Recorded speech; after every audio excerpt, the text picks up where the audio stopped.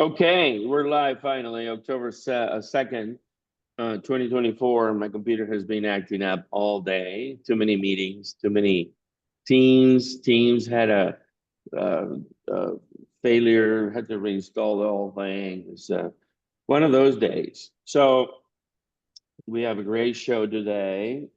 It's 89 degrees. It's starting to cool off.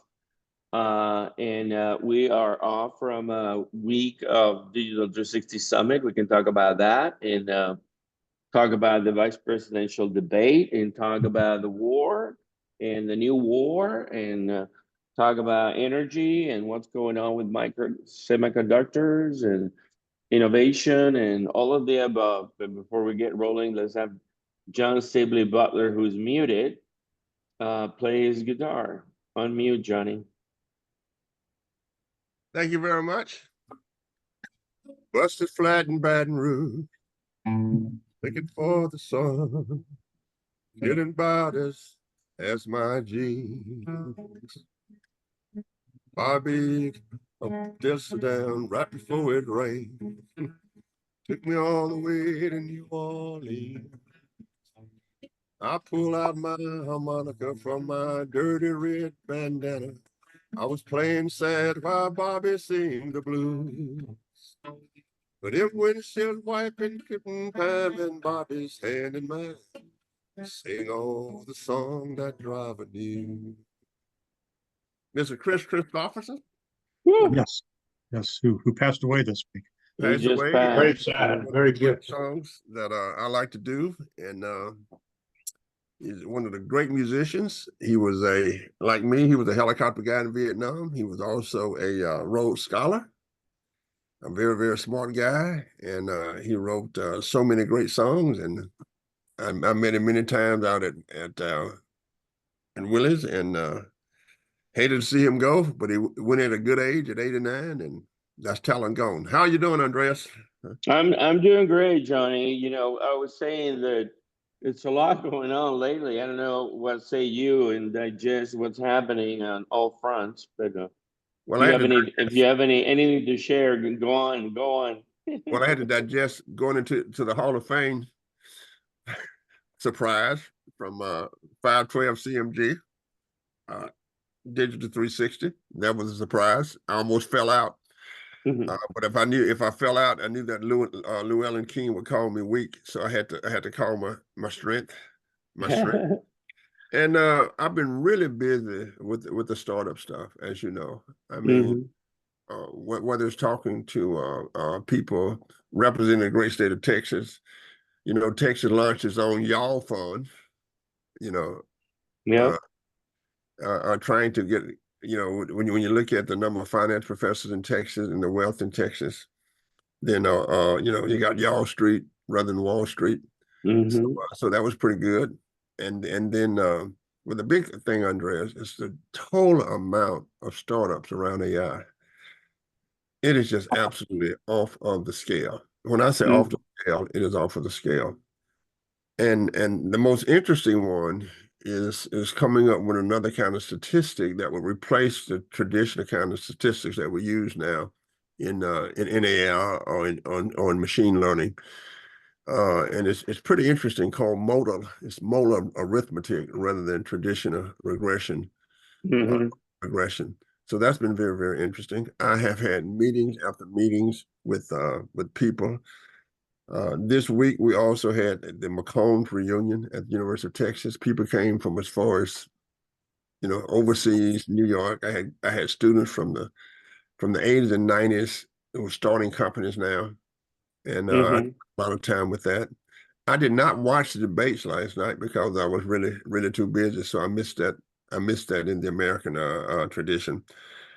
But in the tradition of what you do here at Digital Roundtable, we have been very, very predictive. For the last number of years, we have said that we would see the number of startups really, really increase around AI. I read all of Llewellyn's work on AI and all the conferences he's been to, and all of the his comments, which are very, very instructive to me as I spoke at I gave the keynote speech at the McCombs School of Business reunion. And it's just amazing how predictive we were. The only thing that we have not solved is around the electrical utilities. I mean, we just have to come up with the technology that will allow us to put the renewables back on the grid and look at what's happening behind the meter, or the Internet of Things, because I think that's very, very interesting. But I think everybody's working in silos. What's going on in the war in Israel is it's really, really interesting to me as a Vietnam veteran myself. It's always interesting to watch these conflicts go on, but I think that what's going to happen is Israel will win eventually, and it's going to continue for the next 50, 60 years. It's almost an unsolvable. It's a wicked, wicked problem that you could solve. So that's my life. My life is all startups and working real hard and have not been able to play golf. That's fair. Llewellyn King, what say you? Interesting that Johnny is working and not playing golf. That's encouraging. But he said something nice about me, which is his attempt to spite my guns. It won't work. I did watch the debates last night.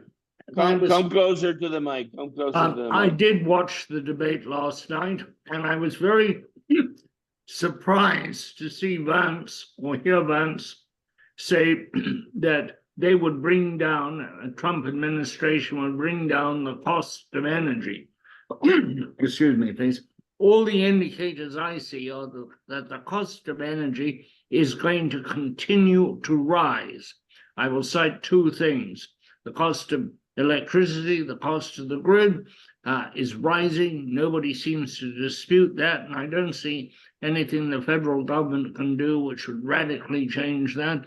The other is the future price of natural gas. We produce a lot of it in the US, and we have it in abundance, but as I heard Benjamin Lakatos of MET, the big European gas company in 35 countries, and now in the US, with a big contract with Shell to buy LNG, say that the world cost is nearly 4 times to 8 times what it is in the US, and that if you're in the international market, that will seep into the cost in the US. The cost of gas, he said, had to go up in the US to recognize the world clearing price. So if the cost of gas is going up and electricity, because of a variety of factors, is going up in cost, it is hard to see how additional drilling, which is what the vice presidential contender for the Republicans said last night, I find that very hard to square. I think we're going to see a steady rise in the cost of energy, and we will see, we'll see new sources, we'll see new transmission, all of which will have to be paid for. But I am very keen to hear what John Howes, who I think knows as much about electricity as anyone I know, and certainly can enlighten us on the role of batteries. In recent times, I've heard Pablo Vegas from ERCOT and John Mainzer from California ISO both say that the situation has been vastly improved by greater battery storage now on the grid. We tend to think of batteries as things that are coming on the grid, and they are in fact already making a difference. They also, by the way, play a role in black stars if you do have a very large blackout. So that's what I see. I think the Middle East is a tragedy. I don't know how you solve it. A friend of mine who had been the Attorney General of Israel said to me years ago when I said, what do we do? He said, you've got a problem. You'll have two people, two totally different races trying to live on the same piece of real estate. And that is playing out, and it's hideous and it's horrible. I myself went into Lebanon with the IDF right after the first invasion, so this is very close to I've been there, I know that territory, And it disheartens me enormously, particularly because I'm so enormously fond of the Lebanese people. Thank you. Great, great. Well, I'm excited to hear the interaction with John House, principal at Redland Energy Group, and who's going to be with us. And the Redland Energy Group, as I understand it, offers primarily marketing and policy consulting services to the energy industry. So, John, welcome to the show. Well, thank you. Let me just tell you a little bit about myself. My background is in newspapers, which I guess is one of the reasons Llewellyn and I seem to get along okay. And I'm from Michigan, originally born in Detroit, and worked as a reporter at a daily paper just outside Detroit. Then I moved up to be Capitol Bureau Chief of this chain of papers I was working for. Then I moved to Washington as Washington Bureau Chief of this chain. And then one of the congressmen from Michigan I was covering hired me to be his chief of staff. I did that for a few years. And then I went to work for utilities, CMS in Michigan. I ran their Washington office for a number of years. And then I formed my own little candy store that I called the Redland Energy Group. And I've done a lot of work for utilities. I've done work in nuclear. I've done work in coal. I've done work in natural gas. I'm former president of the Natural Gas RoundTable in Washington. And recently, with over the past several years, I've been working on batteries. I do work for all the major domestic battery manufacturers in the U.S. that are primarily in the lead battery business, but they're also getting into lithium, nickel, sodium, and flow, and different types of technologies. And what I've been working on recently has really been how can storage be a partner in the evolution / revolution that's taking place in the energy space. For years, our economy has run on rotating turbines that have been working off of baseload power supplied by fossil fuels and nuclear and hydro to an extent. And but with the incursion of variable power to the grid, that's requiring a whole different way of doing things. And batteries, they've been part of the grid for over 100 years. Every substation has batteries. Every power plant has backup batteries. The batteries are nothing new to the electric sector. What is new is the function of the batteries. They're being called to do different things than they've had before, and this requires a lot of R&D into the materials that go into batteries, the design of batteries, and the manufacturing of batteries. All these things are very actively being pursued by the companies that I work for. I think this trend is, I look at it as irreversible. The question is, what are the issues associated with it? I see a lot of capital that's going to be required to move into not just energy storage, but other components of the emerging power system. You've got power electronics, you've got inverters, you've got transformers, you've got long distance transmission lines, and how are they going to be reformed to make sure that they can withstand the high heat that we're experiencing? All these things have to come into focus. And I've been speaking to some of the grid managers. I've been speaking to some of the other components. I've been speaking to people behind the meter, which I find really interesting. And I see ultimately a reckoning that's going to have to take place between the consumer who is going to benefit from this evolution and the consumer who will be perhaps an unintended consequence of the evolution. These are things that all have to come together. I do see some political dimensions to all this. A lot of the states where you have governments that are controlled by the Democratic Party are moving ahead at a faster pace with this evolution than some states where you have Republicans in charge. You see this on Capitol Hill. The Republicans are taking a much more cost-conscious approach to all this in terms of what is the consumer going to have to pay. The Democrats are saying we must proceed with innovation. all these things are coming to the fore here. And we saw it. I didn't see energy addressed last night in the debate, except very, very tangentially. But I think talking to both Republicans and Democrats, I do see a need for even greater dialogue between the two, because we're reaching a point where we do not have enough capacity, we do not have enough infrastructure to supply all the power that's going to be needed, and there's going to have to be some real hard discussions that are going to be they're just going to have to take place. So with that, I'll hand it back to you guys, but those are just a few thoughts off the top of my head. Sure. So John, you seem to be in the midst of all these companies trying to commercialize products. So I ask you, when I ran Austin Energy from 2003 to 2010, the price of batteries was off the charts. And I'm going to ask you where the price is, but traditionally the grid is load balanced from the utility scale production. And so the easiest thing to do is to add a peaker, and the current price of a megawatt and a peaker is $350,000. So what are the batteries going for?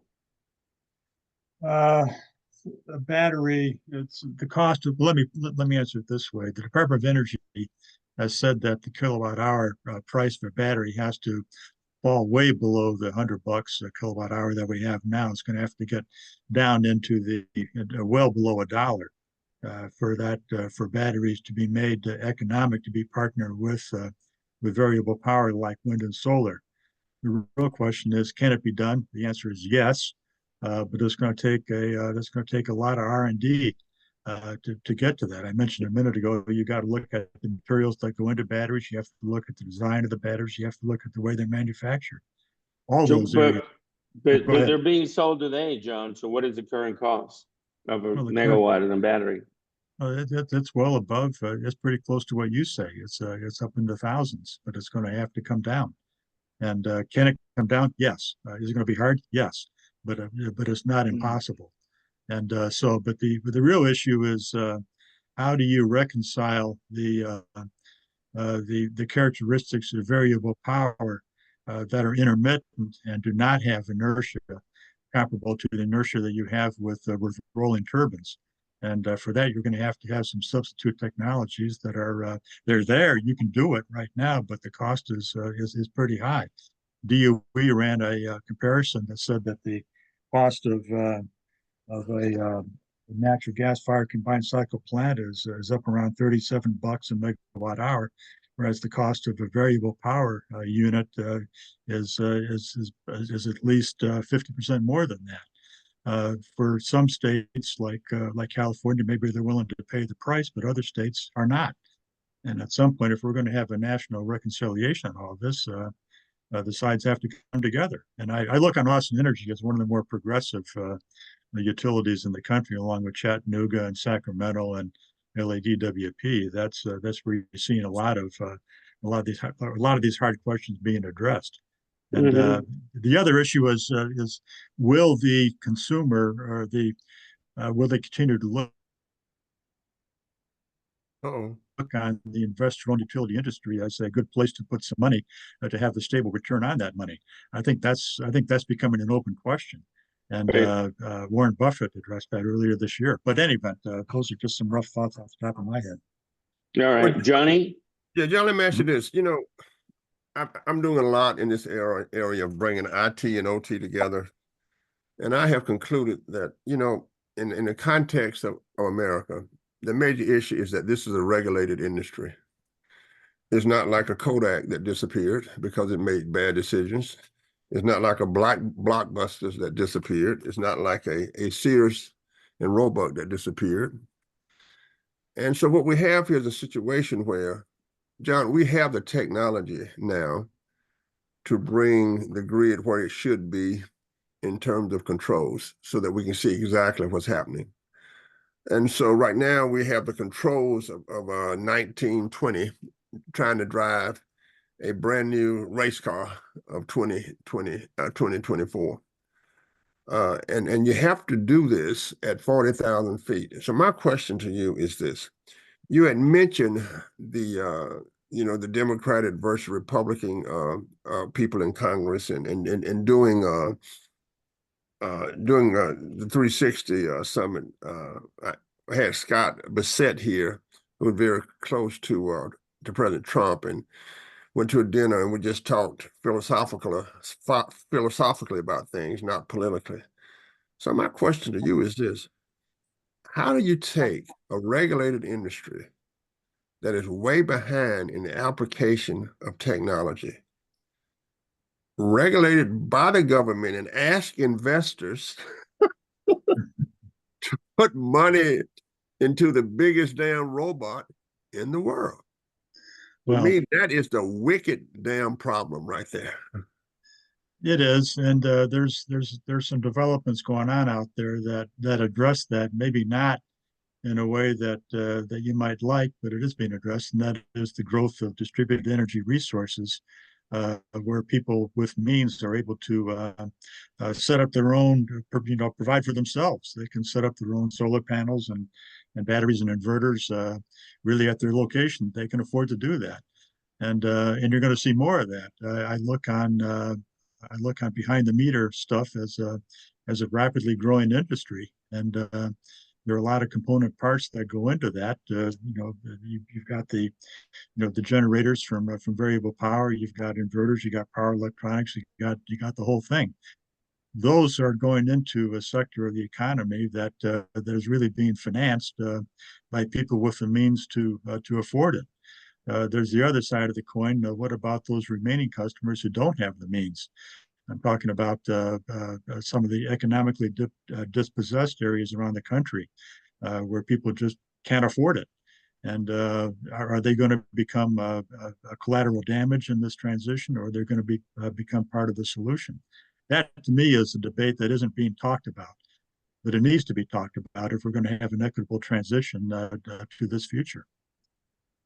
I think so. And we've discussed here about the fact that I like to talk about the fact that my father was doing rural electricity in Louisiana, 1940, where everybody, all the farmers were independent. And we had a person here to talk about in West Texas how communities were getting off of the grid and becoming independent themselves. Mm-hmm. And in terms of what you're saying is, how do we feed back? What I'm saying is, how do we feed back onto the grid to make sure there's no collateral damage to people who cannot afford it? Because we know that we have enough batteries. We might not have enough electricity yet, but we never have enough batteries. And of course, all the other stuff, the windmills and etc. And I think I have concluded from this program and reading Llewellyn King, and I say lots of good stuff about him. I just love him to death. I love him to death. But anyway, I just think that we do not have the technology. We have the technology to get the controls to get all the stuff back on the grid so it can be distributed to everyone rather than people who can just afford it. Right. And I think that's where we are. So where are we in off of the shelf technology, I might add, that will allow us to get the electricity back onto the grid without blowing up? Well, let me ask you a question on that point. Right now, the bulk of power that comes onto the grid is really being provided by fossil fuels, and it has become that way. Natural gas has really displaced coal as the dominant source of fuel for power generation.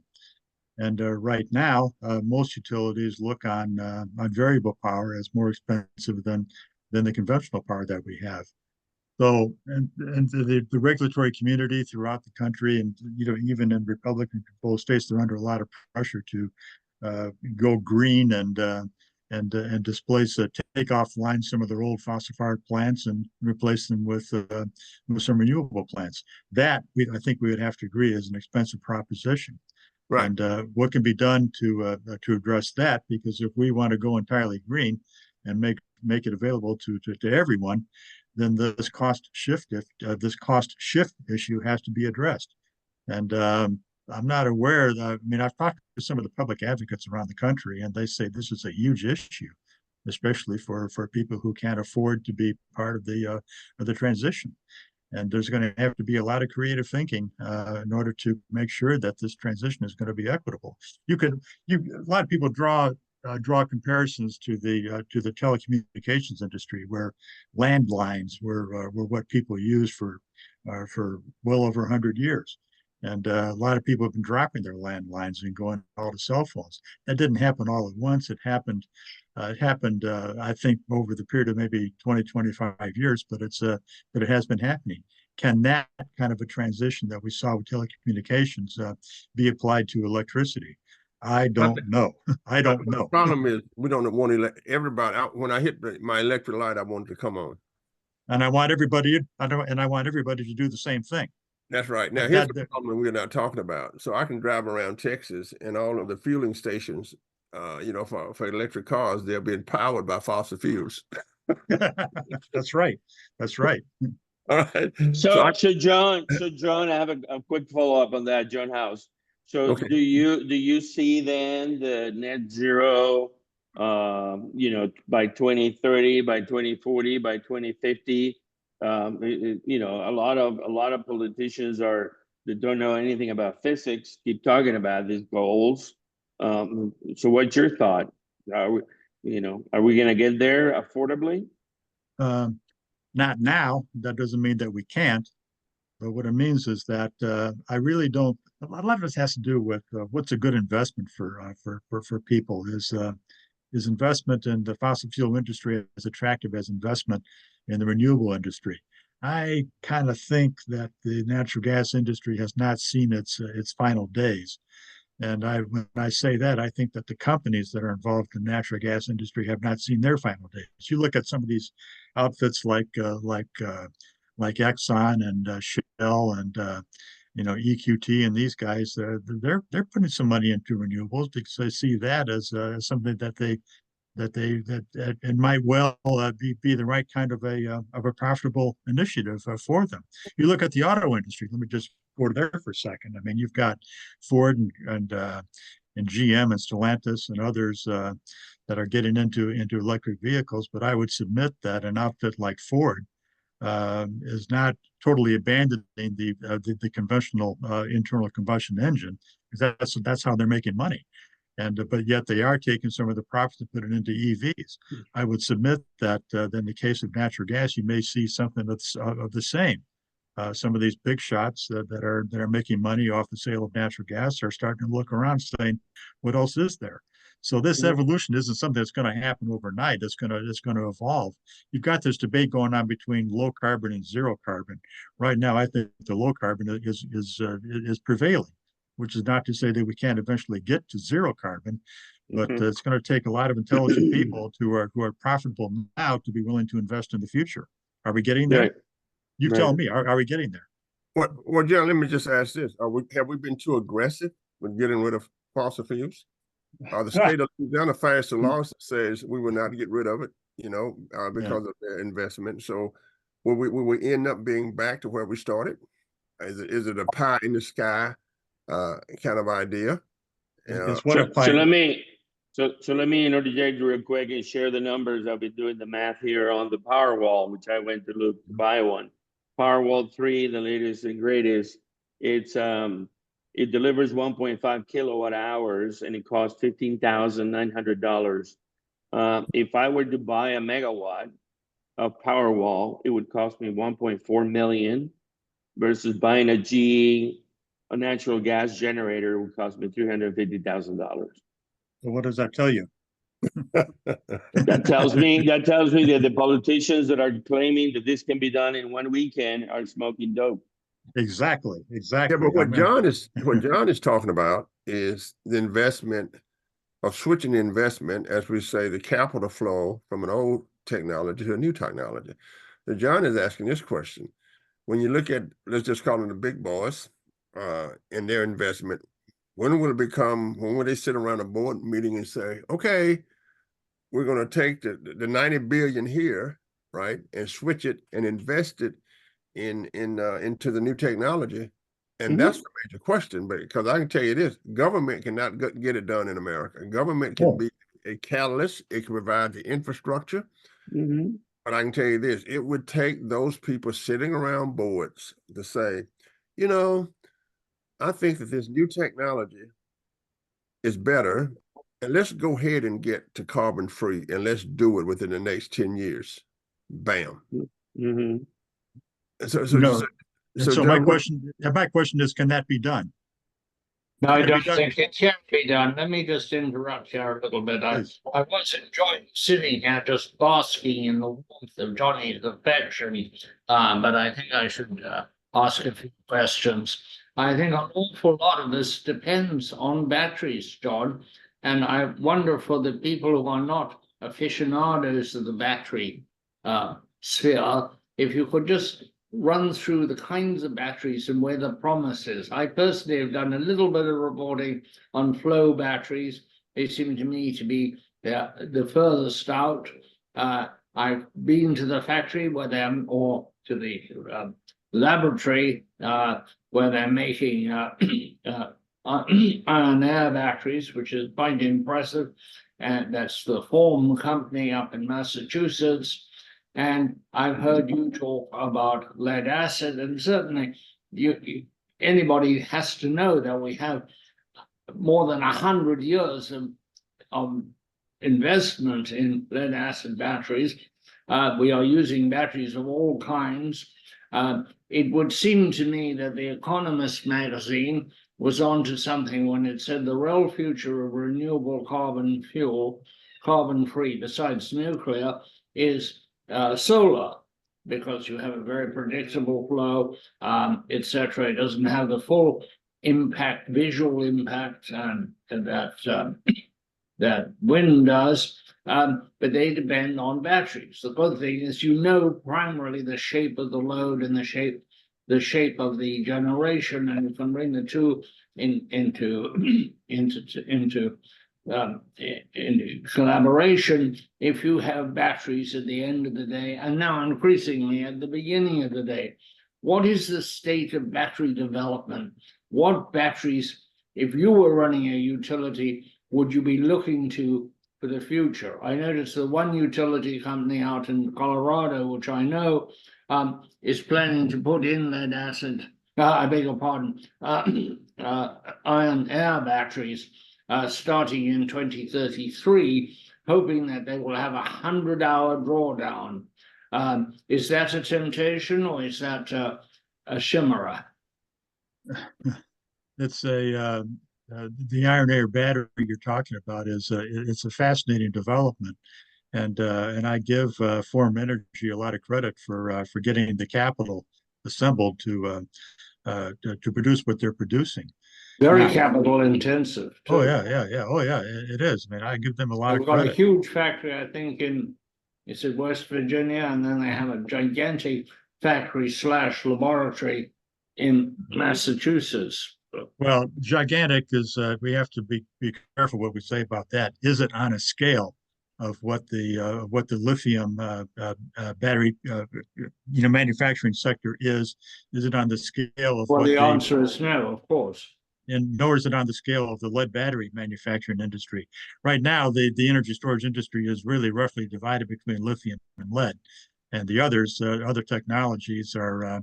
I think they deserve to be looked at. Some of the companies that I work for are investing in flow and sodium and others because they look on that as having some interesting potential that they don't want to be left out on. So, but what I'm saying is that, are we there yet? No. Can we get there? I think so. But it's going to take a lot of work, and it's just not going to happen overnight. I mean, John was right when he said this just isn't going to happen overnight. So but I do think the other point about the federal government, yeah, they are putting a fair amount of money into it, but it's really more to help the recipients of the funding be able to attract much larger amounts of capital from the private sector to finance what it is that they want to invest in. So I think what DOE, especially under this administration, is doing is I applaud them. They need to keep on doing it. I strongly support it, but understanding, of course, that the real objective here is to reach the mass market, and that can really only be done with a lot of investment from the private sector. I think I heard a presentation once, like for every 1 billion, we're going to need like about 30 billion. For every 1 billion from the federal government, we're going to need about at least 30 times that in the private sector. I think that's probably a reasonable way of looking at it. How do you do that? I'm sorry, go ahead. No. I have two questions, quick ones. One, what do you think about the rising cost of energy, and can that cost curve be changed?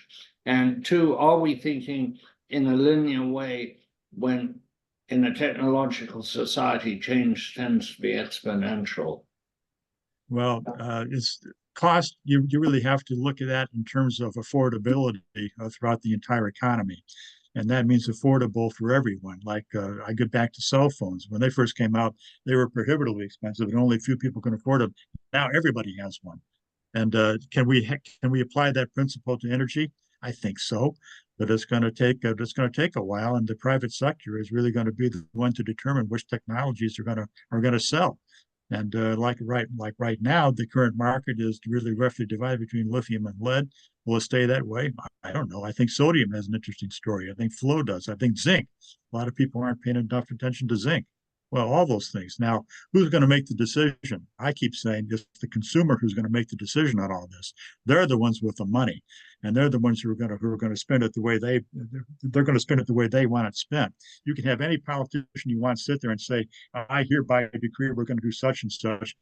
What I'm saying is, it's the consumer is going to pay for all this. So John, I wonder if you had heard my math about the opportunity. The opportunity of electrifying everything is gigantic. So let's take the transportation sector. There are 284 million registered vehicles in the US. Let's assume, for example, that we have a magic wand and tomorrow morning they are electric and they have a 100 kilowatt hour battery. And if they all went to charge at the same time, which they're not, they can be scheduled, they need to be charged once every 2 weeks and so on. But let's assume that they were going to be charged real time at the same time. That's those 284 million vehicles, all electric with a 100 kilowatt hour battery, would require 28,400 gigawatts. and we only produce 1,100 gigawatts as a country. Okay, if more generation is needed, John. All right, and who's going to provide that? Well, let me just say this. Well, we're seeing some very interesting things happening in the generation market. You have this, those high-tech companies that want to signal virtue are trying to get into every aspect of non-carbon electricity, from nuclear power to wind and solar. They're probably more likely to distort the market than to radically change it, but they will bring a certain amount of merchant generation, or the equivalent of merchant generation, onto the market. But it still has to move down the same wires, the same interconnections, etc. I think that we're just going to have to see across the board a commitment and a recognition that we need a lot of generation, and we need it in the next 10 years, at least to get it started in the next 10 years. And the first tranche of that, for practical purposes, has to be, if we want it reliably and to keep things in a controlled, both technical environment and a controlled economic environment, it has to be natural gas. And then you can produce all the power you want, but then how do you get it to the consumer? You can't do that without transmission. You can't do that without transmission. It's impossible. Exactly. I said that's the other part of the challenge. Yeah. So essentially, John, Yeah, what we're saying in this discussion is that we're headed toward a Pearl Harbor World War II challenge. You know, we like to put up the stop sign after the accident in America. So will it take, John, will it take a Pearl Harbor? Will it take converting, as we did Ford Motor Company, to airplanes and to tanks? If we have a crisis, which I think we will, around electricity. And remember, John, it's only recently that it has become part of discussion of people running for political office. Nobody ever talked about really this. So my question to you is, will we have to have a crisis of electricity before government intervenes and start to converting things to make sure that business can go on? Because John, it's just not just America, as I pointed out before. is the whole idea of our national defense. Well, you're right. And looking at this thing politically, I think that if the administration changes hands, you'll see more of a national security focus in energy policy than you're seeing now, which is not to say that the current administration doesn't care about national security. They do. But the overarching theme has really been one of the environment.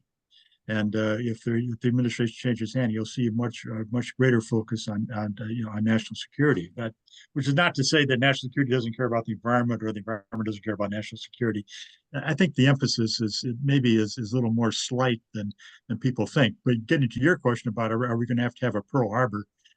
As much as I hate to say it, I think maybe.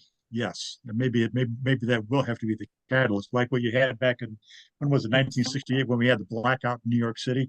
That was really the birth of the North American Electric Liability Corporation, and then EPRI came along, and then you had other institutions coming along. The Department of Energy was really focused on international energy, the oil prices, and all that. But now it's taken on a greater focus on electricity. Yeah, I think maybe we are going to have a crisis, as much as I hate to say it. But then what happens when you have the crisis? Somebody's going to have to step forward with a solution that everybody's going to, and I mean everybody's going to say that's it. And it's going to take some presidential leadership to bring this thing about. I think that we're not going to see, to quote Johnny, we're not going to really see a Pearl Harbor kind of crisis. We're going to see a slow deterioration in service and reliability, which is how the crisis will manifest itself. Well, in my view, you may that what you say, Llewellyn, is probably more likely. Perhaps less likely outcome will be blackouts. If the RTOs and the ISOs can't manage their systems properly, we start having some cascading blackouts like what we've had before. I mean, good Lord, there's going to be a reckoning here. I hope we don't get there, but I don't rule that out. look to South Africa and see what happens when you let your system go down. ESCOM, once prized as the greatest utility on earth, now has 9-hour blackouts almost daily. Yeah, no, you're go ahead. Let me ask a follow-up question here. So do you see variations in America by reliability of electricity? For example, yes. Andrea wrote ours, and we have our own. And so what's the threat to internal America in terms of the variation in electric reliability, whether it's the Texas grid versus California burning up, versus New York going out? What do you, I mean, will everybody then run to Texas? Will they run to wherever? Can I recruit all of the companies to Texas based on electricity because it's not reliable? What do you see? Well, you're asking a very interesting question. Down in Texas, you've got a lot of wind and you got a lot of solar, so generating renewable power down there is easier than it is, say, up in Wisconsin or someplace, and maybe up in Maine. Vermont. That's the one we want to talk about, up in Vermont. Okay, Vermont. Okay. Take Vermont. That's fine. I've been to Vermont. It's a lovely area of the country.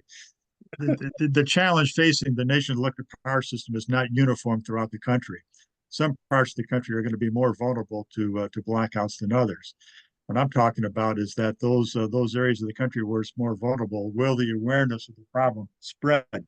You know, we had the Northeast blackout, when was it, 10 years ago or something like that? Well, that didn't affect everybody throughout the country, but it got enough publicity where people said, we got to do something. Can that happen again? I think so. I don't want it to, but I think it's entirely possible. Well, I was in New York for the 1965 blackout, which was enormous. And afterwards, there was a lot of attention paid to transmission and to redundancy in transmission. We do sort of get stimulated by crises. And that's probably what will happen. We'll wait till we have a crisis, and then we'll see a lot of corrective action taken. And we manage as a country often to overcome the labyrinth of laws and impediments when something has to be done, like the Alaska pipeline. Okay, I'm going to ask you guys a question here at this point. When we have the crisis, what's going to be the solution? Is it going to be expediency, or is it going to be futuristic? I think we're going to have a mix. In a Okay. crisis, it'll be expedient. Politically, it'll be expedient.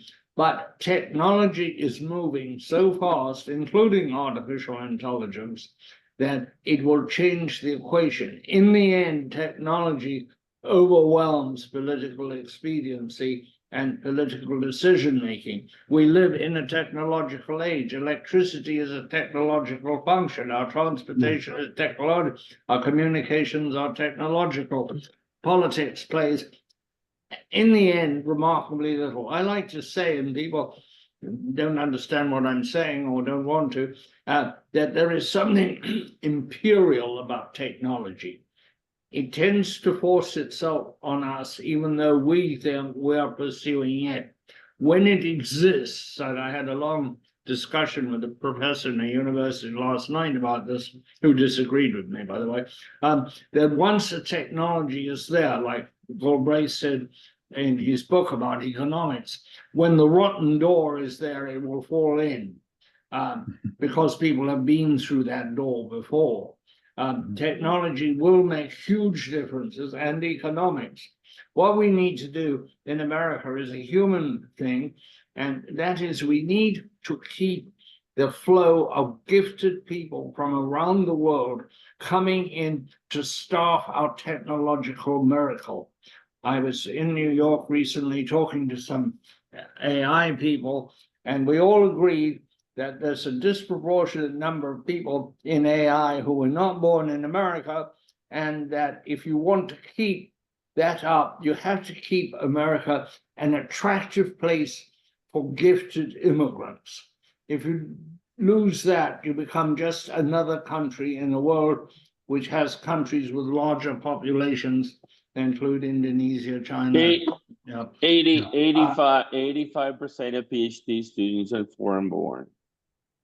Yeah, sorry, say that statistic again. 85% of PhD students are foreign born. Are you talking about the book here? The Continuous Rebirth of America? Well, that's Yeah. right, but we have a political view. I'm glad to see you reading my stuff. We are without giving making me it credit. less attractive even for the legal. And that's a very serious beginning of a So problem. let me go back to answer John. John's question. Let me go back to John House real quick. John, you've been around for a while. ERCOT, Pablo Vegas, they issued a report in April saying that the ERCOT grid is going to grow 50%. The power grid in Texas is going to grow 50% by 2030, from 85 gigawatts to 140 gigawatts. Can that be done, John, in your experience? Yeah, depends on what with. I mean, I wouldn't rule out natural gas, and I wouldn't rule out nuclear. You can say whatever you want about how long does it take to build a nuclear plant? Oh, it takes a while. How long does it take to build a gas plant? Well, look at what happened in Georgia with Southern Company. I think how long between now and 2030? To do what? If the grid is going to grow 50% by 2030, how is that going to happen, John? I think can a power plant be built in those 3 years, 4 years? Yes. You can do some cheap power plants with some cheap fossil fuels and existing technology. I mean, it's not impossible. But to say that you're going to rule out this in order to favor that, I look on that as a little unrealistic. No, I'm not you're ruling going to have anything. to stop closing down viable fossil plant if you want to make that much electricity. You're seeing a couple of coal plants come online to fire up AI, AI data centers. Sure. I even heard Ernie Moniz told me this, that some coal plants will have to stay open or be reopened. That's right. Yeah, and John, I think that's what would happen. I think first we have the technology to solve the problem, as Llewellyn would say, is we're ahead. And if we have a crisis, we're drawing all kinds of fuel, and the issues that we've talked about will be dropped. I hope so. We will not worry about what's going on, the carbonization. We just worry about putting the lights on. In other words, exactly. I hear from you all an endorsement on all of the above. Yes. Yeah, and that's bipartisan. The first guy who came out with that was Obama, and now everybody's saying it. That's so. So my Yeah. point is that in a crisis, Yeah. we have the technology, we have the means. It's just a Yeah. will.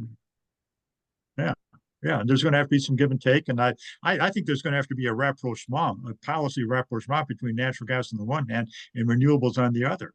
John, Right I now- also think you're going to have to get this catastrophe, that's impending catastrophe, into the public debate to a much larger extent than it is. We are looking at the most extraordinary thing with the election that's going ahead. Two great issues that are not being discussed is the power shortage and the impact on employment of AI, and they're not being discussed. We're talking about foolish, trivial things when great issues are at stake. I couldn't agree more. I agree. All right, final thoughts, John. I better get out while I'm ahead. John House, but final thoughts, what's in front of you the next 90 days? Well, I'm going to be speaking at an ISO later on this month about some of these issues. This has been very good practice for me. I appreciate you guys bringing me in on this. Sure. John Zabley, final thoughts. Well, the final thoughts is that we have discussed a lot of things, and we know that the crisis is coming. We know that if we continue this electrification of America, and I'm really concerned about the military aspect also, then we're going to hit a wall, and people are going to look back and say what happened, and we're going to say we had the technology to do it, we just did not have the will to do it. So we're going to have to continue to debate, continue to let technology move us along, so that when you turn your lights on, they'll come on, or when the Jeeps need to go, they'll go, or when the airplanes need to fly, they need to fly, or when you need to plug your computer in, it needs to be there. So it goes just beyond me reading at night. It's the whole commercial stature of America, because everything, lots of stuff is done now on the internet, including lights. Absolutely. Yes. Okay. Llewellyn, final thoughts. I think that we're going to see stress in the system, which will mean interruptions in supply. Not a universal catastrophe, but we'll see brownouts and blackouts periodically as basically the three grids suffer degrees of pain. The Eastern grid, the Western grid, and ERCOT. And the best hope is that we discuss and formulate some kind of passage forward. And if we're not talking about it, we're not going to get a solution. One of the problems I was told by Howard Baker many years ago was that don't ask the Congress to act on something that wasn't an issue in the election. And I think it's egregious that this issue we're talking about here today is not an issue in this election. I'm sort of glad that Vance raised it last night, but he raised it covered in sugar coating and other unlikely substances. Yeah, I agree. All right, guys, I got to run today early, so thank you, Johnny. Take us away, Johnny. Just there with Chris Christopherson. I have seen the morning burning golden on the mountain in the sky. Loving her was easier than anything I'll ever do again. Goodbye, Chris. Bye, guys. Bye-bye. Cheers. Bye now. Thanks, guys. Thank Thanks, you, guys. guys. Thank you, John. Thank you, John, very much. Very interesting, John. A great asset to our broadcast. Yes. I enjoyed it very much. Thank you for inviting me. Okay. Bye-bye.